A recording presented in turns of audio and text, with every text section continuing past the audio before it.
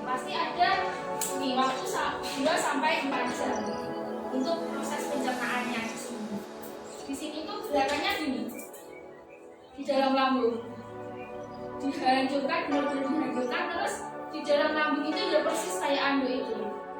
Jadi kan makanan yang awalnya tadi berbentuk gumpalan-gumpalan itu nanti tambah dibentukkan lagi, diperes, terus kayak di dalam mesin cuci itu loh. Ini terus. Nah, itu nggak cukup aja kalau misal dibentuk secara mekanik atau secara mesin aja, tapi juga ada bantuan ini enzimnya atau secara kimia. Nah, kita tahu di dalam kita lambung itu ada HCl atau asam klorida, ada enzim pepsid, lalu ada enzim renin. Apa sih Kak fungsinya HCl? Ada yang tahu nggak? Asam klorida itu apa fungsinya? Oke, betul. Membunuh bakteri yang masuk.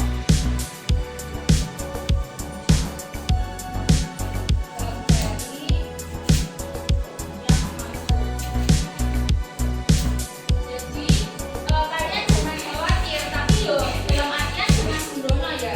Contoh nih, kalian makan makanan yang nggak ada tutupnya atau nggak ada apa itu aring-aringnya atau dihinggapi lalat. Nah itu kan otomatis mengandung bakteri kan, bakteri yang dibawa lagi tadi. Nah itu nanti akan dipenetralkan sama ini asam klorida atau HCl ini.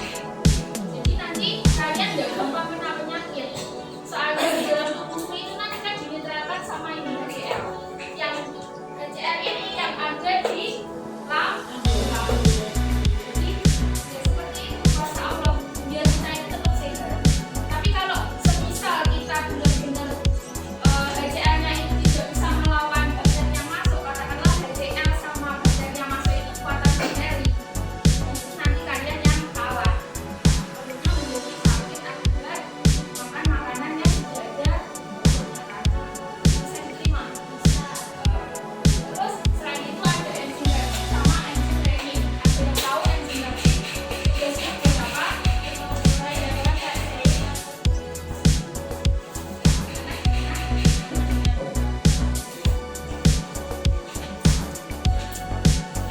pepsin itu yang renin. Kalau pepsin apa? Mengubah protein menjadi hormon.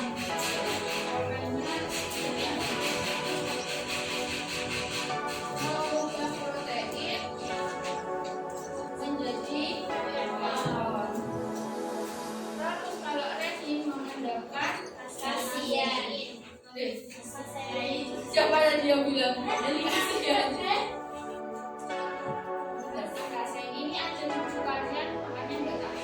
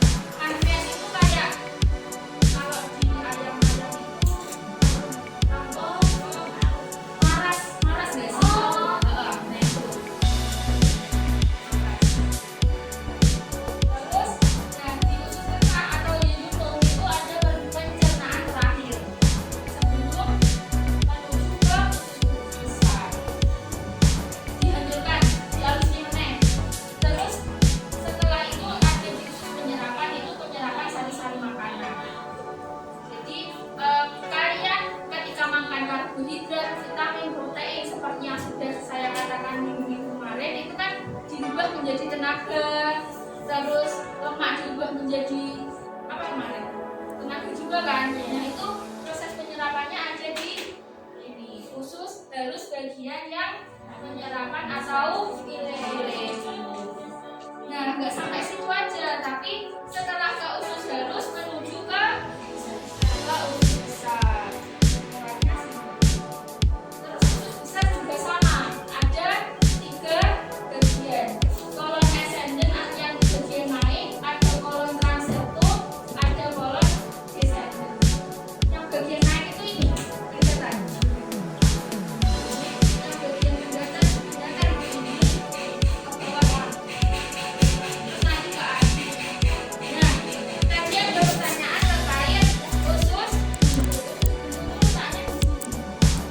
Ada kayak kantong kecil gitu loh. Nah, kalau kasih ke sini terus biasanya ada operasi usus itu kan dipotong, dihilangkan. Anehnya yang sampai sekarang belum terselesaikan. Harusnya kalau ini dipotong kan sistem pencernaannya itu kan terganggu. Tapi itu tidak, nggak masuk akal kan? Nah, itu belum terpecahkan dokter-dokter di seluruh dunia. Padahal tugasnya di sini itu kan sebenarnya buat cadangan kalau misal ada kesalahan dalam pengerjaan usus besar. Tapi di situ kalau udah terperangkap di situ, dia tuh nggak bisa keluar. Dan jalan satu-satunya cuma dipotong dulu. Ya, tapi masalahnya ketika dipotong kan nggak mengganggu proses pencernaan. Logikanya kalau dipotong kan terganggu kan? Iya. Nah itu nggak terpecahkan. Iya. Apa? Bicara kayak apa? Kalau bisa kan nggak cuma di sini aja, ada di sini. Jadi nggak pakai benangnya kan nggak sembarang benang. Benangnya yang bisa berubah menjadi daging atau bisa menyambung menjadi daging. Itu terbuatnya benang itu juga imitasi. Imitasi itu kayak daging buatan. Terus tadi setelah di usus besar kan terjadi apa? Pembusukan makanan. Jadi kayak istilahnya itu kayak pembuatan kompos. Itu kan dibusukkan dulu.